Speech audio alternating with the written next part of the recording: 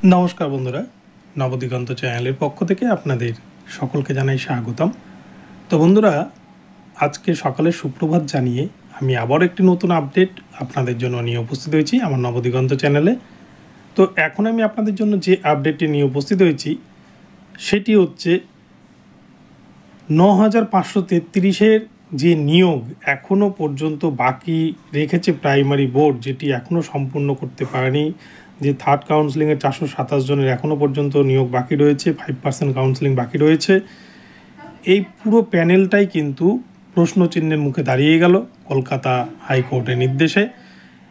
এবং অপরপক্ষে 2017 প্রাইমারি টেটের যে ওএমআর সিট নষ্ট করা হয়েছে, গতকাল প্রাথমিক শিক্ষা পর্ষদ আবার কিন্তু কলকাতা হাইকোর্টে বিচারপতি মান্থার এজলাসে তারা জানিয়েছেন।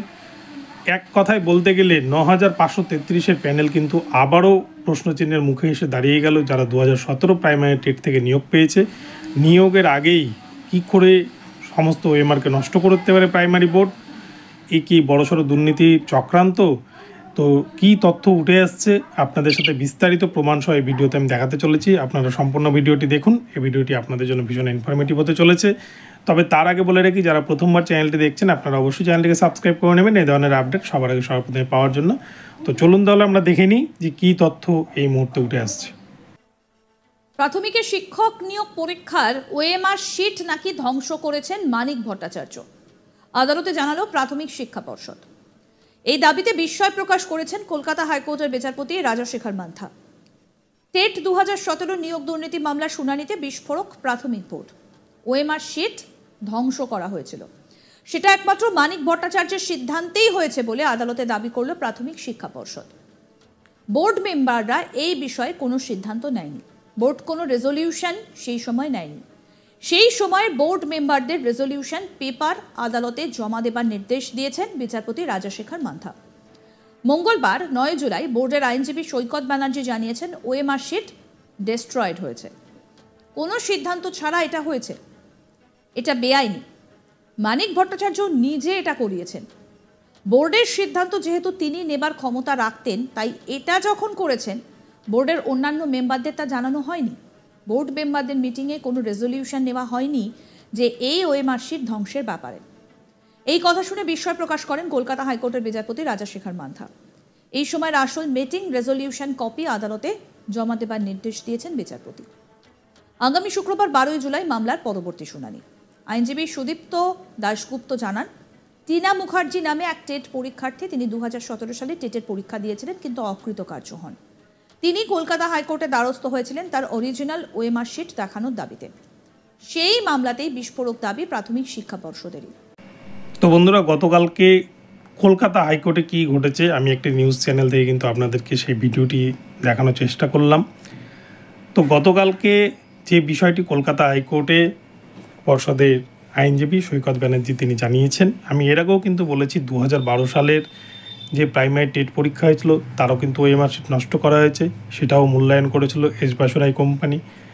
2014 প্রাইমারি টেটের যে টেট পরীক্ষা নেওয়া হয়েছিল তারও কিন্তু ওএমআর নষ্ট করা হয়েছে, যেটা মূল্যায়ন করেছিল এস বাসুরাই কোম্পানি।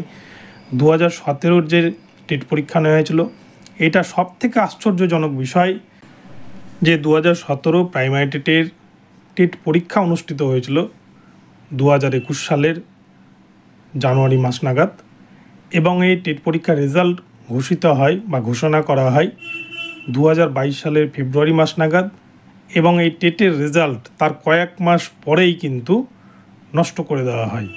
তো সব থেকে বড় যে প্রশ্নটা, যে 2017 প্রাইমারি টেটের নিয়োগ এখনও পর্যন্ত প্রাইমারি বোর্ড কমপ্লিট করতে পারেনি, যার এখনও কিন্তু বেশ কিছু ক্যান্ডিডেট নিয়োগ পায়নি, 5% কাউন্সেলিং বাকি রয়েছে, কিন্তু সিংহভাগ নিয়োগ হয়ে গেছে। যে নিয়োগ প্রক্রিয়ার আগেই পুরো ওএমআর সিটকে নষ্ট করে দেওয়া হয়, সেই নিয়োগ প্রক্রিয়া কতটা স্বচ্ছ বা এই ওএমআরের মধ্যে যে দুর্নীতি নেই এই বিষয়টা কিন্তু ক্লিয়ার করে বলতে পারবে না প্রাইমারি বোর্ড। কেননা প্রাইমারি বোর্ড কিন্তু আবারও প্রশ্নের মুখে ফেলল ৯,৫৩৩ প্যানেলকে।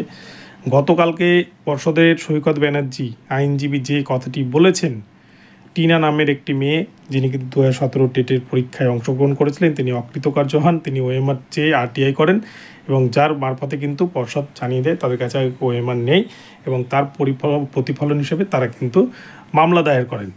তো এই প্রসঙ্গে গতকালকে যে বিষয়টি জানানো হয়েছে তার পরিপ্রেক্ষিতে কিন্তু আবারও নতুন করে মামলা দায়ের হতে চলেছে ৯,৫৩৩ প্যানেলের ওপর। তো এই নিয়ে সব মিলিয়ে বলা যায় মানিক ভট্টাচার্য যত দিন পর্যন্ত প্রাইমারি বোর্ডের চেয়ারম্যান পদে আসীন ছিলেন তিনি কিন্তু একের পর এক দুর্নীতি কাউকে পরোয়া না করে করে গিয়েছেন এবং সমস্ত কিছু কিন্তু তিনি একাই সিদ্ধান্ত নিতেন, কোনো বোর্ড মেম্বারদের তিনি জানাতেন না, এমনটাই কিন্তু বিস্ফোরক তথ্য উঠে এসছে। এবং সেই সময় মানিক ভট্টাচার্য যে নির্দেশ দিয়েছিলেন বোর্ড কমিটির মেম্বারদের না জানিয়েই সমস্ত কিছু কিন্তু তথ্য আগামী 12ই জুলাইয়ের মধ্যে জমা করতে হবে আদালতে। এই মামলার পরবর্তী শুনানি 12ই জুলাই 2024। এই মামলায় পিটিশনারদের পক্ষ থেকে লড়ছেন সুদীপ্ত দাশগুপ্ত মহাশয় এবং পর্ষদের তরফ থেকে রয়েছেন সৈকত ব্যানার্জি মহাশয়। তো এই মামলার গেরোয় কিন্তু নতুন করে ৯,৫৩৩ প্যানেলের হয়তো আবার একটা চাকরি বাতিলের প্রসঙ্গ কিন্তু আগামীতে উঠে আসতে চলেছে। সব থেকে বড় কথা 2014 প্রাইমারি টেট প্রশ্নের মুখে এসএসসি চাকরি বাতিল হয়েছে, 2012 প্রাইমারি টেট প্রশ্নের মুখে, এবারে কিন্তু 2017 যে প্রাইমারি টেট সেটাও কিন্তু প্রশ্নের মুখে পড়তে চলেছে। তো কি হবে সেটাই কিন্তু দেখার। কিন্তু যারা এই 2017 প্রাইমারি টেটের মধ্যে বহু যোগ্য ক্যান্ডিডেট রয়েছে যারা কিন্তু নিজের যোগ্যতায় পাশ করেছিল, তাদের বিষয়টা কি হবে সেটা কিন্তু পর্ষদের কাছে তারও কোনো উত্তর নেই, যেহেতু এটার কিন্তু কোনো স্ক্যান কপি সেটাও তারা রাখেনি, ঠিক 2014 মতোই কোনো রকমের তথ্য প্রমাণ রাখেনি।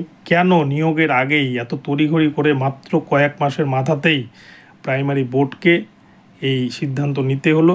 মাত্র 9 মাসের ব্যবধানে রেজাল্ট বের করার 9 মাসের মাথায় কিন্তু তাদেরকে সমস্ত অরিজিনাল ওএমআর সিটকে নষ্ট করে দিতে হলো। এবং যে ওএমআর সিট নষ্ট করার কারণে একটাই কিন্তু কারণ হতে পারে যে দুর্নীতিকে আড়াল করা, যারা অযোগ্য ক্যান্ডিডেট, যারা টেট ফেল ক্যান্ডিডেট, যাদেরকে দেখানো হয়েছে যে 10,000 ক্যান্ডিডেটকে যে 2017 টেটে পাস করেছে, তাদের কিন্তু সেভাবে কোনো ডেটা প্রাইমারি বোর্ড পাবলিশ করেনি।